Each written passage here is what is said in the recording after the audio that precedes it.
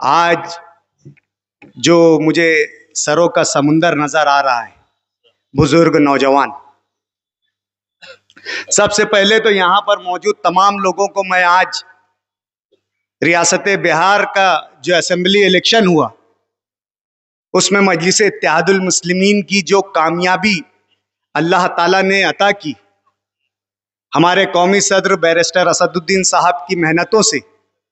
और बिलखुसूस हमारे शहर अजीज के एमएलए अलहाज मुफ्ती मोहम्मद इस्माइल कासमी साहब की वहां पर मेहनतों से जिस तरीके का लाया अमल वहां पर कुछ टिकट कट जाने के बाद मुफ्ती साहब को बुलाया गया और जो जिम्मेदारियां मुफ्ती साहब को दी गई, उन जिम्मेदारियों को मुफ्ती साहब ने बखूबी निभाते हुए वहां के जितने भी मकातिब फिक्र के उलमाए किराम हैं, खुसूसी मुलाकातों के जरिए मजलिस इत्तेहादुल मुस्लिमीन की कामयाबी क्यों जरूरी है, इन तमाम बातों को और अपना नजरिया रखकर जिस तरीके से मुफ्ती मोहम्मद इस्माइल कासमी साहब ने बिहार में पार्टी के लिए मेहनत की और लोगों को पार्टी के लिए हमवार किया और कामयाबी में वो मुफ्ती साहब का जो हिस्सा रहा, मैं आज मुफ्ती मोहम्मद इस्माइल कासमी साहब को भी इस कामयाबी पर बहुत बहुत मुबारकबाद पेश करता हूं कि आपकी खुसूसी मेहनत के बिना पर मजलिस इत्तेहादुल मुस्लिमीन को अल्लाह ताला ने बिहार में इतनी बड़ी कामयाबी से नवाजा। दोस्तों, आज का ये जो प्रोग्राम है ये जानिसार कायदो सालार व्हाट्सएप ग्रुप के जेर एहतमाम लिया जा रहा है। मैं जानिसार कायदो सालार व्हाट्सएप ग्रुप के तमाम ही मेंबरान का तहे दिल से शुक्रिया अदा करता हूं कि उन्होंने वक्त की जरूरत को महसूस करते हुए इस गेट टुगेदर प्रोग्राम का इनेकाद किया और हम सब लोगों को यहां पर जमा किया। साथियों, गेट टुगेदर जो है उमूमी तौर से दो वजूहात या दो मकासद के तहत लिया जाता है। अक्सर देखने में आया है कि गेट टुगेदर या तो इसलिए किया जाता है कि जो पुराने साथी है वो किसी मसरूफियात की बिना पर अपनी अपनी जिंदगियों में मसरूफ है और कोई एक वजह और बुनियाद बनाकर उन साथियों को जमा करके किसी इस तरीके का प्रोग्राम किया जाए। एक वजह तो यह होती है और दूसरी वजह होती है कि किसी ग्रोह में, किसी ग्रुप में कुछ नए लोग जो है वो ऐड होते हैं, शामिल होते हैं। उनके खैर मकदम के लिए, उनके लिए तारुफी एक नशिस्त रखकर एक गेट टुगेदर का प्रोग्राम लिया जाता है। आमतौर से, उमूमी तौर से देखा गया है कि इन्हीं मकासद के तहत जो है वो गेट टुगेदर का प्रोग्राम लिया जाता है। जानिसार कायदो सालार व्हाट्सएप ग्रुप ने जो कदम उठाया, मैं समझता हूं इसी बुनियाद पर उठाया कि हम तमाम पुराने साथी एक जगह जमा हो और इस सफर में जो नए साथी हमारे इस काफिले में शामिल हुए हैं उन लोगों का खैर मकदम किया जाए और उन लोगों का तारुफ पेश किया जाए और इसी के साथ साथ इस मकसद के तहत कि आने वाले कॉरपोरेशन इलेक्शन में ऑल इंडिया मजलिस इत्तेहादुल मुस्लिमीन का शहरी तौर पर क्या रोल होगा, क्या मकाम होगा, क्या हैसियत होगी और किस तरीके से जो है मजलिस इत्तेहादुल मुस्लिमीन के जिम्मेदारान शहर में आने वाले कॉरपोरेशन चुनाव में ये इलेक्शन लड़ेंगे और उनकी बुनियाद और वजह क्या होगी। आज ये जानिसार कायदो सालार व्हाट्सएप ग्रुप का जज्बा ही था। आज उनकी ये चाहत ही थी कि इस ग्रुप में एक तड़प है, एक लगन है, एक जोश है, एक ख्वाहिश है, एक अरमान है, एक सपना है कि शहर में मजलिस इत्तेहादुल मुस्लिमीन के तमाम लोग एकजुट होकर एक प्लेटफॉर्म पर आकर एक मकसद के तहत जो है शहर में हमारे मुखालिफिन का जो है वो मुकाबला करे, उनके सवालों का जवाब दे, हमारे ऊपर लगाए गए इल्जामात की तरदीद करे और उसके जवाबात दे। ये जो है इस व्हाट्सएप ग्रुप का मकसद है। आज खुशी होती है इस मकसद को देखकर। आज जो दिल हमारा जो है बाग बाग होता है कि हमारे जो वर्कर है बिना किसी मकसद के, कोई लालच के बगैर, कोई तमन्ना और कोई ख्वाहिश के बगैर, दूसरी पार्टियों के जैसा नहीं कि उनको बुलाकर पुलाव खिलाया जाए, उनको एंटरटेनमेंट दिया जाए, उनकी जो चापलूसी की जाए और उसके बाद जो है महल्ले महल्ले घूम करके वर्करों को, जिम्मेदारों को कहा जाए कि अपने अपने वर्करों को लाए। ये हमारे ग्रुप का अपना खुलूस है कि उन्होंने अपने जाती खर्च करके आज यहां पर हमारे जिम्मेदारान को जोड़ा। खुलूस, मोहब्बत, ये बहुत ही अजीम जो है ये जज्बा होता है। जैसे कि अभी अब्दुल मालिक ने कहा कि हमने असेंबली इलेक्शन में किन किन दुश्वारियों का सामना किया, कैसे कैसे वाकयात, कैसे कैसे मराहिल हम पर आए। हमारे मुखालिफिन ने जिस प्लानिंग के साथ, जिस यानी कहना चाहिए एक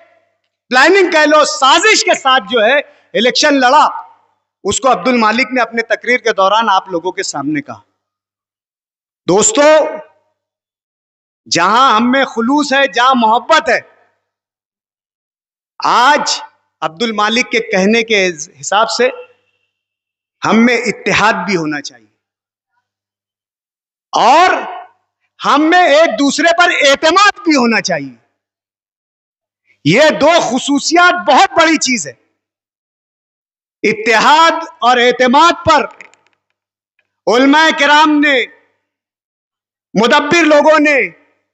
कई दानिश्वरान ने उसकी इस्तिलाही तारीफें,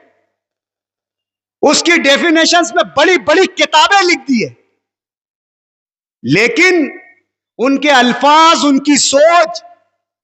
आज सिर्फ और सिर्फ रिसालों की जीनत बनी है या तकरीरों की जीनत बनी है, अल्फाज की शक्ल इख्तियार करके रह गई है। और अगर उनके इन जो है इत्तेहाद और एतमाद की तारीफों पर अमल हो जाता है तो यकीनन फिर उस तबके का कोई मुकाबला नहीं कर सकता। बहुत जरूरी है कि आपस में इत्तेहाद होना चाहिए, बहुत जरूरी है कि एक दूसरे पर एतमाद होना चाहिए। और इत्तेहाद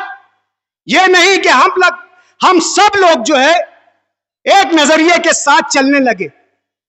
सब लोग आपस में एक ही बात पर रजामंद होकर चलने लगे। जाहिर सी बात है, अल्लाह ताला ने जब दुनिया में इंसान बनाए हैं तो सबकी सोच और फिक्री सलाहियतें अलग अलग रखी है। हर एक के सोचने का नजरिया और काम करने का तरीका अलग अलग है। हर कोई अपनी जहनी और अपनी जहनियत के एतबार से फैसला लेकर काम करता है। इत्तेहाद होता है एक मकसद, एक नजरिए पर इस तरह काम करना कि अपनी अपनी सोच, अपने अपने ख्यालात मुख्तलिफ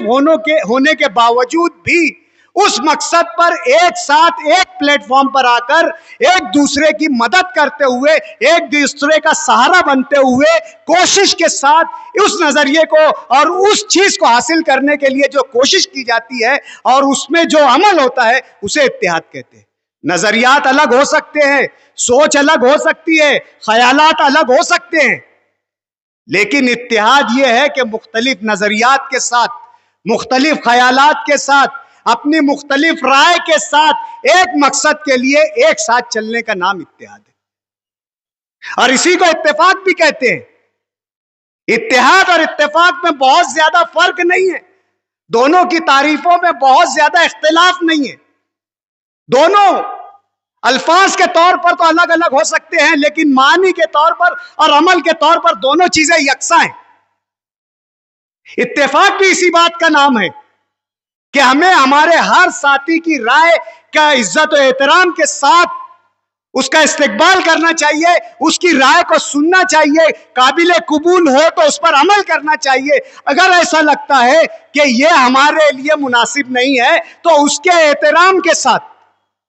उसकी इज्जत के साथ, उसके वकार के साथ उसकी राय की नफी की जाए। यह इत्तेफाक है। और जरूरी है कि जहां हमारे में इखलास है,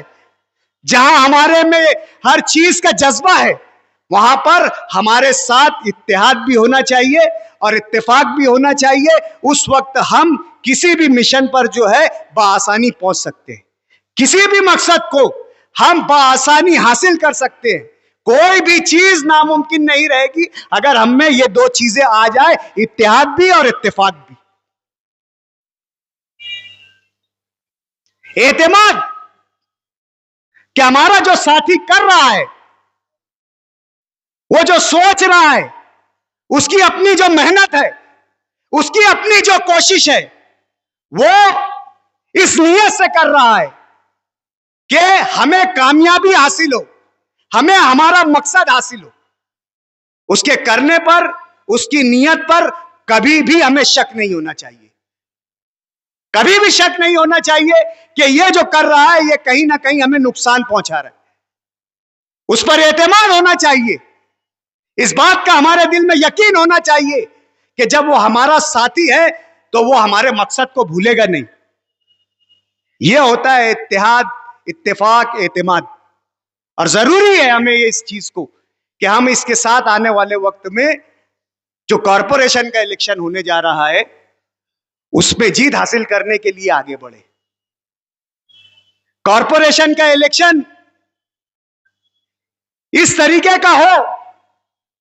कि यहां पर उस इलेक्शन में वाज़ेह तौर से हमारी तंजीमी शक्ल दिखाई दे, हमारा संगठन दिखाई दे, हम एकजुट होकर मेहनत करते हुए दिखाई दे, हम एक मकसद को हासिल करते हुए दिखाई दे। कॉरपोरेशन का इलेक्शन इसलिए हमारे लिए निहायत जरूरी है। असेंबली इलेक्शन में हमें तंजीम की या तंजीमी ढांचे की बहुत कमी महसूस हुई। जैसा कि अब्दुल मालिक ने बताया कि शहर के बेदार मग़ज़ शहरी जो शहर में मनफी सियासत नहीं चाहते थे, जो शहर में अच्छाई की सियासत चाहते थे, जो ये चाहते थे कि शहर में मौलाना मुफ्ती मोहम्मद इस्माइल कासमी साहब जैसा कायद हो जो हमारे शहर के तशख़्ख़ुस को बरकरार रखे, जो हमारे शहर की पहचान को बरकरार रखे, जो हमारे शहर की सियासत को बुराई से पाक रखे। यह उन बेदार मग़ज़ शहरियों का, वोटरों का और अल्लाह की जात का करम ही था कि बगैर तंजीम के हमने हमारा इतना बड़ा मकसद हासिल कर लिया। अगर हमारी तंजीम होती जो जमीनी सतह पर काम करती, हमारे वर्कर्स अगर होते, जो तादाद में हमने वर्करों को खड़ा किया, जो तादाद में वर्करों को हमने जिम्मेदारी दी, अगर वो मुकम्मल तादाद, वो मुकम्मल स्ट्रेंथ अगर असेंबली इलेक्शन में जो है पोलिंग स्टेशंस पर खड़ी रहती तो यकीनन ये नतीजा कुछ और होता। सामने वाले ने मुफ्ती मोहम्मद इस्माइल कासमी साहब के वोटरों की हर यादी पर 50 बोगस वोट सुबह 7 बजे से लेकर 8 बजे के दरमियान ही गिरा दिया था। जो मुफ्ती मोहम्मद इस्माइल कासमी साहब को मिलने वाली वोट थी, जाहिर बात है उनके नजरियात को मानने वाली वोट थी, वो सुबह 7 से 8 या 8:30 के दरमियान ही जो है वो वोट को गिरा दिया गया। और जो लोग डटकर पोलिंग पर खड़े रहने वाले थे, हमारे तनवीर जुल्फिकार जैसे, उसका हौसला तोड़ने के लिए उस पर सुबह 8:30 और 9 बजे ही हमला कर दिया गया। और यह देखने में आया है कि हमारे मुखालफिन के 10-10, 11-11 एक वर्कर वोट डालने जाते थे। हमारे तरफ से कोई मुजाहबत नजर नहीं आती थी, किसी तरीके की रोकथाम नजर नहीं आती थी। हमने इलेक्शन में यह देखा कि खुद वोटर अपने जाती पैसा खर्च करके रिक्शे की सवारी कर कर आके उसने वोट दिया मुफ्ती मोहम्मद इस्माइल कासमी को। बहुत जरूरी है कि हमारी तंजीम होना चाहिए, और तंजीम भी बेबाक तंजीम होना चाहिए जो हर हालात का मुकाबला कर सके। इन जज्बात वाली है, जज्बात वाली तंजीम हमारी यहां से सियासी तंजीम होना चाहिए। तभी हम आने वाले वक्त में जो है ऐसे मुफाद परस्तों का और ऐसे सफाक सियासतदानों का मुकाबला शहर में कर सकते हैं। जब तक हम अमली तौर से उनके हमलों का जवाब देने वाली तंजीम नहीं खड़े करेंगे, तब तक हम सियासी मुकाबला उनका नहीं कर सकते। आज उनकी सफाकियत, उनकी जाहरियत इतनी करीब आ गई कि जहां है मुकाबला हम 30,000 वोट से जीतना चाहिए था, सिर्फ एक मामूली फर्क है, 162 के फर्क से हमने इलेक्शन को जीता। और हम यहां जो है हमारा दर्द अब जो है आप लोगों के सामने खोल कर रख रहे हैं। हम किसी पर तनकीद नहीं कर रहे, हम किसी को नीचा दिखाने की कोशिश नहीं कर रहे, हम किसी को उसकी कमी बताने की कोशिश नहीं कर रहे। जो महसूस किया, जो तकलीफ हुई इलेक्शन के दौरान, उस चीज को आज हमारे कायद के दरमियान और आपके दरमियान हम बात को रख रहे हैं। और रखने की वजह भी यही है कि कॉरपोरेशन में उम्मीदवारी और नुमाइंदगी, इलेक्शन में उम्मीदवारी और नुमाइंदगी आज ऐसे लोग को दी जाए जो सतही तौर पर आपके लिए मुफ्ती मोहम्मद इस्माइल साहब काम करे, जो सतही तौर पर तंजीम की शक्ल में लोगों के साथ खुलूस के साथ सिर्फ अपने टिकट के लिए नहीं, अपने सियासी मुफाद के लिए आपके इर्द गिर्द घूमता हुआ ना दिखाई दे। तंजीम होगी इस इलेक्शन में, अगर तंजीम तैयार होगी इस इलेक्शन में, हमारी जमात और हमारे लीडर के लिए कुर्बानियां देने वाले लोगों को अगर टिकट मिलेगा, वो खड़े रहेंगे, तो इंशाअल्लाह अजीज ऐसे 10 असेंबली मुकाबले हम जो है जीत सकते हैं। मुफ्ती मोहम्मद इस्माइल साहब, आपकी मकबूलियत में और कयादत में किसी को शक नहीं। अगर किसी को शक होता या कोई फर्क होता तो आज से बड़ा इलेक्शन मुखालिफिन के जानिब से तारीख में कभी नहीं लड़ा गया। तमाम हरबे, तमाम जराए, तमाम वो चीजें जो जीत के लिए लाजिम है, तमाम लवाजमात को अच्छे तरीके से इस्तेमाल करते हुए इलेक्शन लड़ा गया। और मैं अब तो ये दावे से कह सकता हूं कि हमारा मुखालिफ भी अब दोबारा इस तरीके का इलेक्शन नहीं लड़ पाएगा जो इलेक्शन ये वाला जो आपके खिलाफ लड़ा गया मुफ्ती साहब। और तंजीम उस वक्त खड़ी होगी, जानिसारान उस वक्त खड़े होंगे, हमारे मंसूबे को, हमारे नजरिए को, हमारी कयादत को उस वक्त लोग आकर आगे बढ़ेंगे जब हमारी सफों में ऐसे लोग होंगे जो मुखलिसाना तौर से जो है हमारी सियासत का मुखलिसाना हिस्सा बनेंगे। उस वक्त है जो शहर में हमारी कयादत का बोलबाला होगा और हम शहर में जिस तरीके की सियासत चाहते हैं कि शहर मजबूत सियासत वाला शहर हो, शहर में अच्छाई राज करे, शहर से गुंडागर्दी खत्म हो, शहर से उन अनासरीन का खात्मा हो जो नशा और चीजों का इस्तेमाल भी करते हैं और नशा और चीजों को फरोग भी देते हैं और नशा और चीजों का सौदा भी करते हैं और नशा और चीजों को समाज में फैला भी रहे